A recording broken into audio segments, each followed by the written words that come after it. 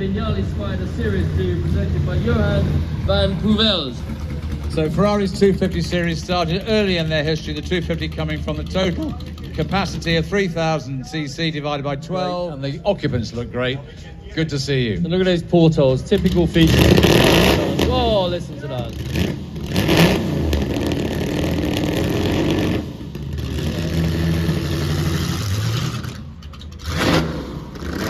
And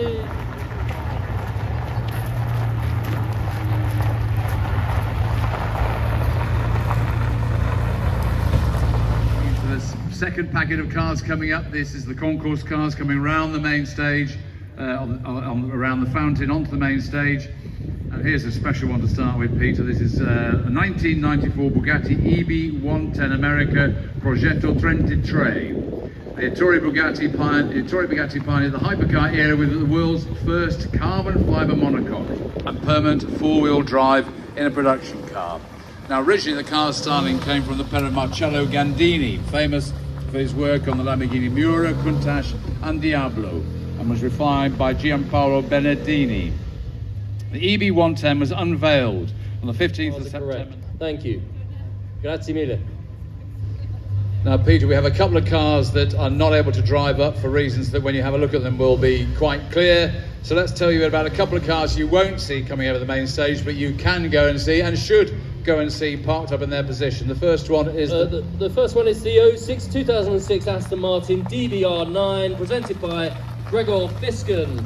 The DBR9 was the car that really spearheaded Aston Martin's GT racing comeback in 2005. It's based on a DB9 aluminium chassis. A motor car. You take it to visit Villa d'Este, show your finest and your latest models, and now the concept is really the same in looking at future classics.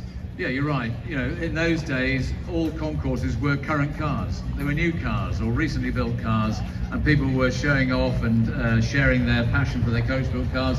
And you mentioned Pebble Beach. I mean, Pebble Beach started up 75 or 74 years ago with the 17-mile drive races, and the race cars raced, and then they parked up, and they were the concourse. They're all current cars. And in third place in the future classics is the 2007 Mercedes-Benz SLR McLaren Coupe 722. Unique components including carbon ceramic brakes. What a wonderful motor car.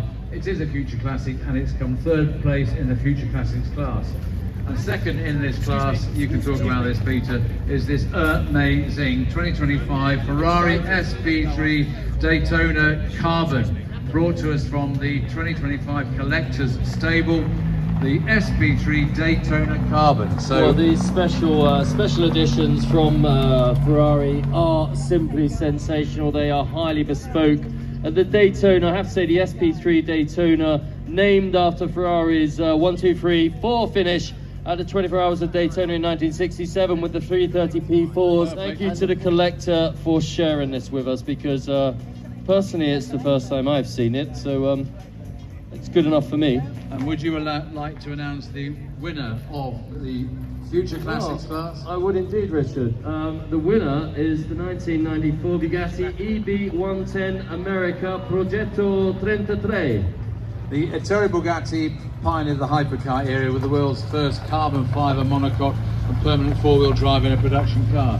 Originally, the car's styling came from the pen of Marcello Gandini, famous for his work on the Lamborghini Miura, the Countach. Nigel Mansell. It has a V12 naturally aspirated motor, but it also was the test start for the semi-automatic gearbox that went on, and Nigel Mansell, in fact, Il Leone had his very first victory.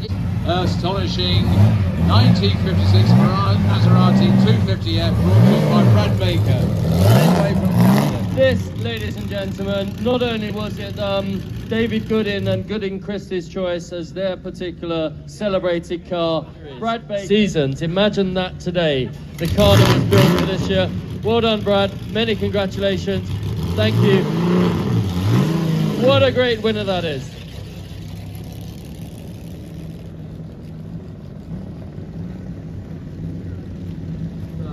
Road and track car. The 212 was built in two versions, and the road going Inter was used for road use and the export for competition use. Thus they had even numbered chassis, only 27 Ferrari car. The winner of the Ferrari class, ladies and gentlemen, was and second in this category is the 1984 Ferrari 288 GTO, one of the cars in the 2025 Collector's Collection. An amazing car, Peter. It's one of only 72 cars produced between 1984 and 1987. Vents in the back. GTO standing for Gran Turismo Omologato, the only other car to carry this name until recent times, following the 250 GTO, one of those absolutely legendary cars worth tens of millions. And the winner, great friends of the Concours. We had great fun with them at lunchtime, and then we had to leave before we couldn't speak anymore. But it's the 1988 Aston Martin V8 Vantage Volante, Prince of Wales. See you later. See you later. Beautiful car. Well, Richard, we are waiting for the future classics. They'll clearly come in one day in the future. Well, that's a good question, Baraka. I think it was Baraka. And after he died, his parents went to see Enzo Ferrari. That's right, yeah. Who said that this? Would they have this symbol? It was Well, his he symbol. crashed and died, and then they said, "Look, you're a good driver, Enzo." But he wasn't Ferrari then. He was running Scuderia Ferrari, but he was running Alfa Romeos, HCs and Monzas. But that was the mascot painted on the side of Baraka's aircraft. His biplane. Yeah. That's right. Yeah. So we're going to bring this through. We'll go just off the edge of the stage again because we've got a very nice Porsche Carrera coming up. So if you could just take it a little bit further, that would be great. Thank you. Thank you very much. So let's just park that there. And we've got, is this the 1973 car? 2.8 RSR, yeah.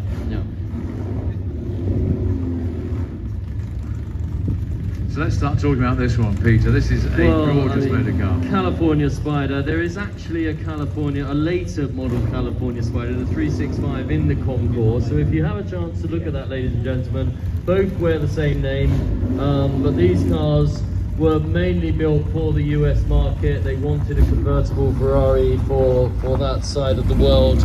And the example we have here is a 1962 California Spider, short wheelbase. It's in its original colours. It comes. Thanks for bringing it. Let the California Spider lead off. Thank you very much for bringing these two astonishing cars.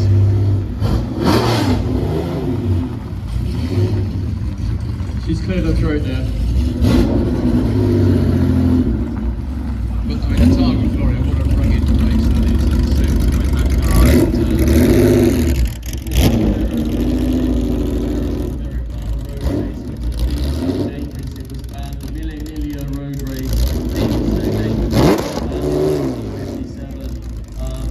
These races, the Targa Florio, you've been recreated. You can do the Targa Florio in Sicily today.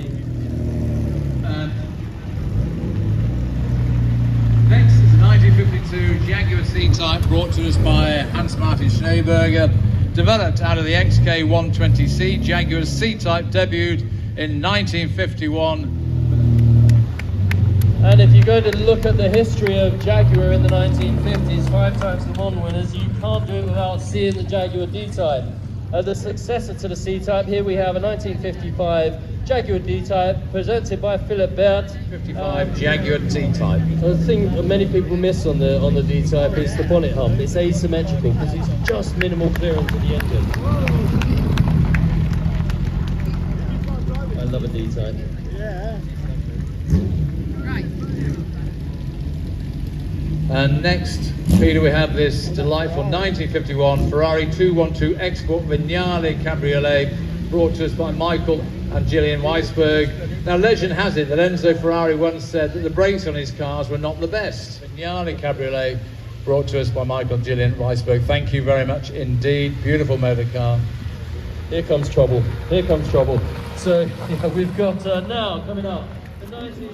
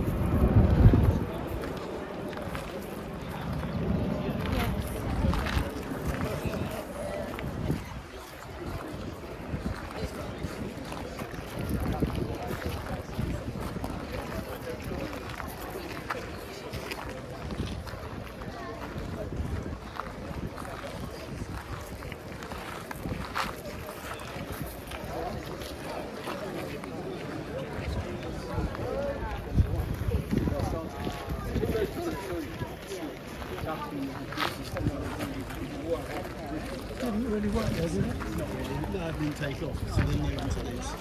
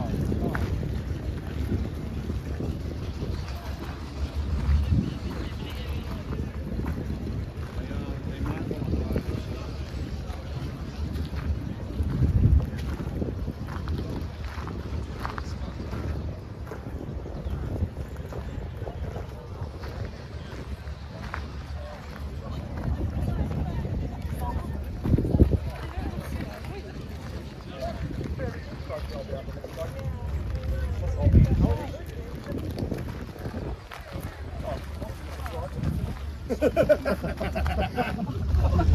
of money you got, you can afford to give one.